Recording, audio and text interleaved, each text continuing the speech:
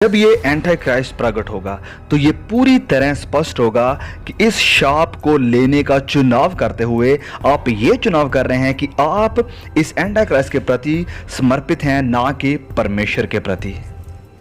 और ये हमें हमारे दूसरे पॉइंट की तरफ लेकर जाता है। देखिए, अब कुछ लोग पूरे मसीही हैं, कुछ लोग आधे मसीही हैं और कुछ लोग विश्वास से पीछे हट चुके मसीही हैं। कई मसीही लूकवार्म हैं और कई नास्तिक हैं, कई हिंदू हैं, कई बुद्धिस्ट हैं और कई अपने आप को आत्मिक समझते हैं। मतलब बहुत सारे लोग हैं जिनके विश्वास की अपनी अलग अलग पहचान है। सही है ना। और फिर आज तो दौर ऐसा है कि आपको कोई धर्म चुनने की भी जरूरत नहीं है, ये बताने की भी जरूरत नहीं है कि आप किस साइड में हैं, किस धर्म से हैं, क्या विश्वास करते हैं। कुछ लोग अपने आप को एग्नोस्टिक, अपने आप को एथियस्ट बताते हैं, कुछ लोग अपने आप को ह्यूमनिस्ट बताते हैं। और ज़माना ऐसा है कि अगर आप किसी को बताते हैं कि आप धर्मी हैं, किसी मज़हब के साथ हैं, तो लोग हंसते हैं, मजाक बनाते हैं।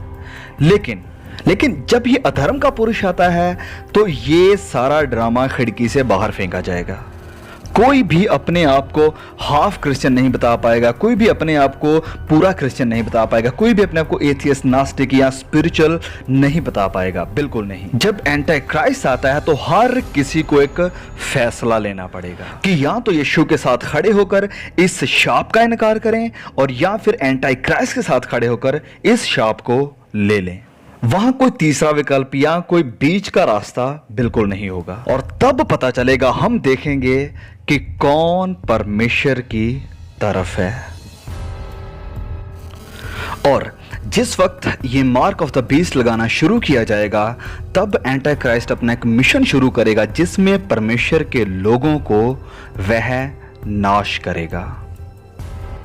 जैसे हम पढ़ते हैं दानियल अध्याय 8 वचन 24 में कि उसका सामर्थ बड़ा होगा परंतु उस पहले राजा का सा नहीं, और वह अद्भुत रीति से लोगों को नाश करेगा और सफल होकर काम करता जाएगा और सामर्थियों और पवित्र लोगों के समुदाय को नाश करेगा।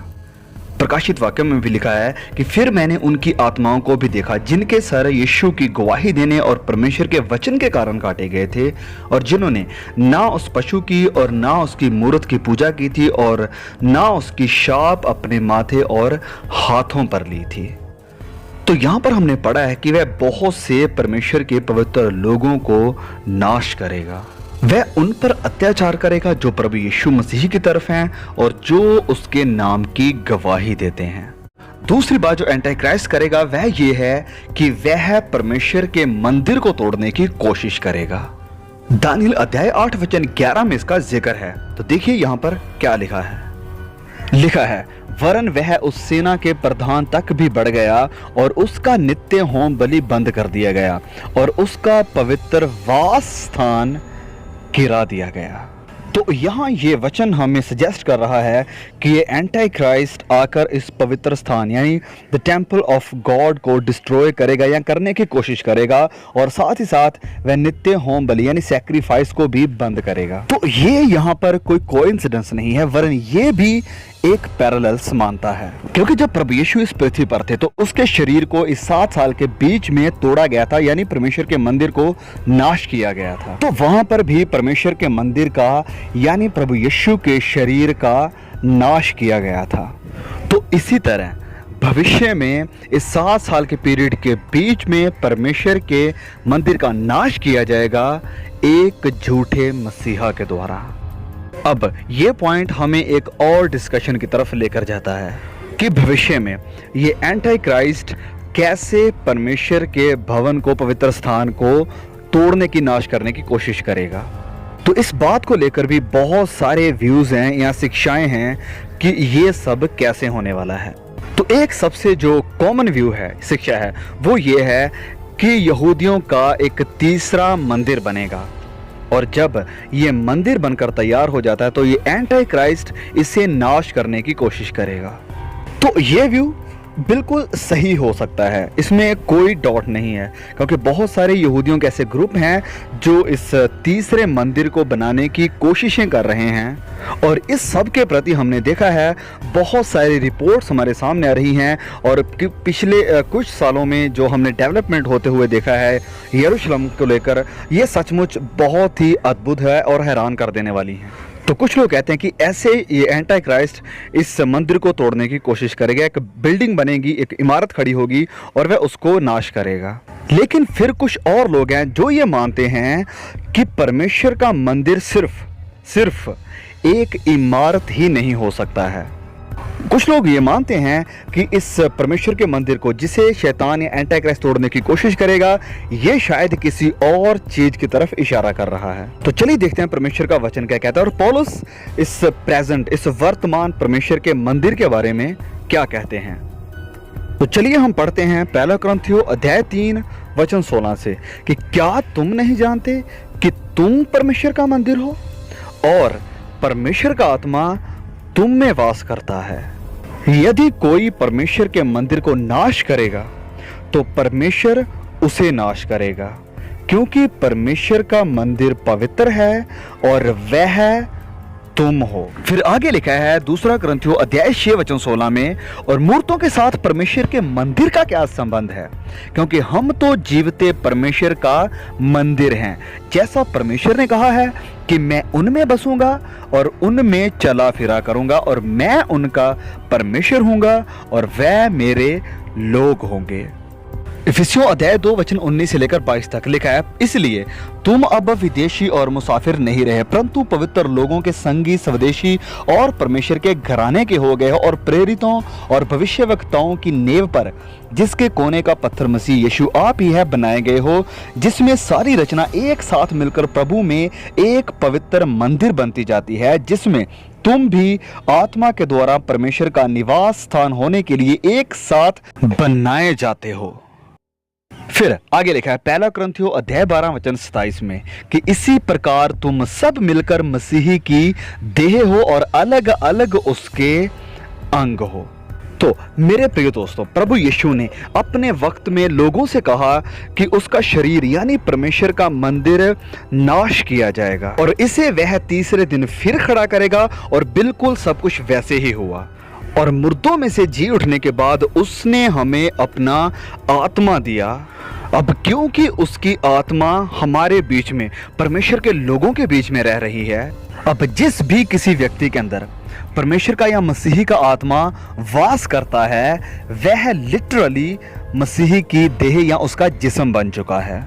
ओके, तो चलिए मैं इसको थोड़ा और साधारण तरीके से बताता हूँ। अगर मसीही का आत्मा आपके शरीर में है तो आपका शरीर मसीही की आत्मा का घर बन चुका है, इसीलिए हमें मसीही की देह कहा जाता है। तो जैसे प्रभु यीशु का शरीर 30 एडी में परमेश्वर का मंदिर था, इसी प्रकार वर्तमान में हम जो मसीही की देह हैं, हम परमेश्वर का मंदिर हैं। इस कारण जब ये एंटी क्राइस्ट आता है और परमेश्वर के यानी मसीही के लोगों को मारने की कोशिश करता है, तो वह असल में किसका नाश कर रहा होगा? जी हाँ, परमेश्वर के मंदिर का।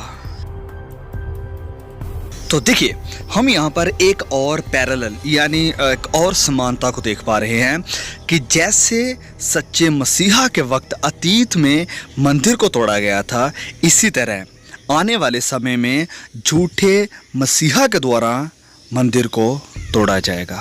अब जैसे मैंने पहले भी कहा है कि हो सकता है एक तीसरा मंदिर खड़ा हो, और ये अवश्य हो सकता है, इसमें कोई डाउट नहीं है। लेकिन मैं यहाँ कहना चाहता हूँ कि अगर लोगों के द्वारा ये तीसरा मंदिर खड़ा होता है तो फिर भी सच्चा मंदिर सिर्फ एक ही है, और वो कुछ और नहीं वरन मसीही की देह है। याद रखिए कि 30 एडी को प्रभु यीशु मसीही के समय वहां पर एक फिजिकल एक इमारत थी, एक मंदिर था, लेकिन उसे तोड़ा नहीं गया था, वरन मसीही की देह को, शरीर को तोड़ा गया था, और वही था सच्चा और असल मंदिर। प्रभु यीशु जब इस पृथ्वी पर थे तो वह अकेले परमेश्वर के मंदिर थे और सिर्फ उन्हें ही क्रूस पर चढ़ाया गया था, और ऐसे उस परमेश्वर के मंदिर का नाश किया गया था। तो अब जबकि हम सबके अंदर मसीही का आत्मा है, तो हम सब उसकी चलती फिरती देह हैं। तो अब मसीही की देह को नाश करने का मतलब है मसीही विश्वासियों को बड़ी तादाद में नाश करना, उनके ऊपर अत्याचार करना। अब क्या पवित्र बाइबल हमें बताती है कि ये एंटी क्राइस्ट मसीही विश्वासियों को बड़ी तादाद में नाश करने की कोशिश करेगा? तो चलिए हम देखते हैं मत्ती अध्याय 24 में प्रभु यीशु बहुत से सवालों के जवाब दे रहे हैं कि उसके इस पृथ्वी पर आने से पहले क्या चल रहा होगा, क्या होगा।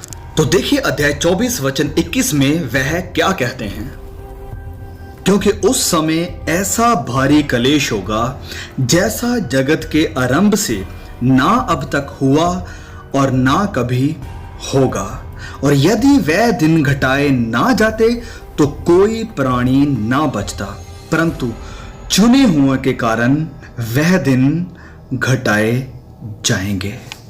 तो यीशु कह रहे हैं कि वह दिन उसके आने से पहले वह कहते हैं कि अगर वह दिन घटाए ना जाते तो कोई भी प्राणी ना बचता, परंतु चुने हुओं के कारण वे दिन घटाए जाएंगे। तो अब यहां इन चुने हुओं का मतलब क्या है? तो जब आप टूल्स में जाते हैं और ग्रीक में इसका मतलब देखते हैं तो इसे कहा जाता है एक्लेक्टोस, जिसका मतलब है कि परमेश्वर के चुने हुए लोग, विश्वासी या मसीही या क्रिश्चियन लोग। और फिर यहां लिखा है कि जिन्होंने प्रभु के पीछे चलने का फैसला लिया है।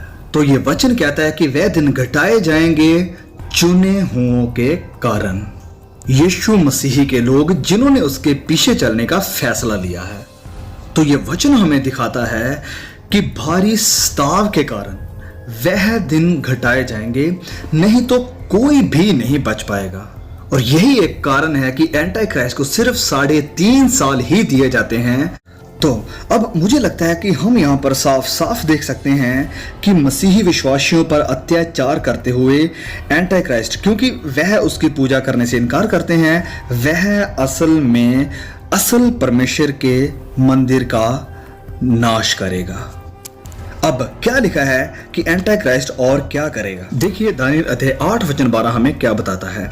और लोगों के अपराध के कारण नित्य होम बलि के साथ सेना भी उसके हाथ में कर दी गई, और उस सींग ने सच्चाई को मिट्टी में मिला दिया। तो ये वचन हमें दिखाता है कि परमेश्वर के लोग उसके हाथ में कर दिए जाएंगे, और इसके साथ साथ वह नित्य होम बलि को भी खत्म करेगा, नाश करेगा। तो अगर हम आज परमेश्वर का मंदिर हैं, तो आज ये नित्य होम बलि या ये सैक्रिफाइस क्या है? तो ऑब्वियसली कोई मेमना या कोई जानवर अब हमारी होम बलि नहीं है जिसे हम ऑल्टर के या वेदी के सामने चढ़ाते हैं। तो फिर हमारा ये डेली सैक्रिफाइस क्या है जिसे वह नाश करेगा? तो देखिए पहला पत्रस अध्याय 2 वचन 5 में क्या लिखा है, तुम भी आप जीवते पत्थरों की नाई आत्मिक घर बनते जाते हो, जिससे याजकों का पवित्र समाज बनकर ऐसे आत्मिक बलिदान चढ़ाओ जो यीशु मसीह के द्वारा परमेश्वर को ग्रहण हो। ओके, तो अब यहां पर देखिए, ये जो शब्द यहां पर देख रहे हैं हम, घर या हाउस, इसका ग्रीक में असल में मतलब है into a temple of the spirit, मतलब आत्मा के मंदिर में। तो पत्रस हमें कह रहे हैं कि आप विश्वासी लोग एक आत्मिक मंदिर या आत्मा का घर बनते जाते हो, और आप परमेश्वर को ग्रहण योग्य आत्मिक बलिदान चढ़ाते हो। और फिर रोमियो अध्याय 12 वचन 1 हमें और भी स्पष्ट कर देता है कि ये बलिदान असल में क्या है। इसलिए हे भाइयों, मैं तुमसे परमेश्वर की दया स्मरण दिलाकर विनती करता हूं कि अपने शरीरों को जीवित और पवित्र और परमेश्वर को भावता हुआ बलिदान करके चढ़ाओ। मुझे लगता है कि अब यह पूरी तरह स्पष्ट है, क्योंकि विश्वासी होने के नाते हमारे अंदर मसीही का आत्मा यानी पवित्र आत्मा है, और ये हमें परमेश्वर का मंदिर बनाता है। अब अगर हमारा शरीर एक जीवता बलिदान है, तो अगर ये एंटी क्राइस्ट नित्य होम बलि या डेली सैक्रिफाइसेस को नाश करना बंद करना चाहता है, तो उसके पास यही रास्ता है कि वह विश्वासियों के शरीर को नाश करे।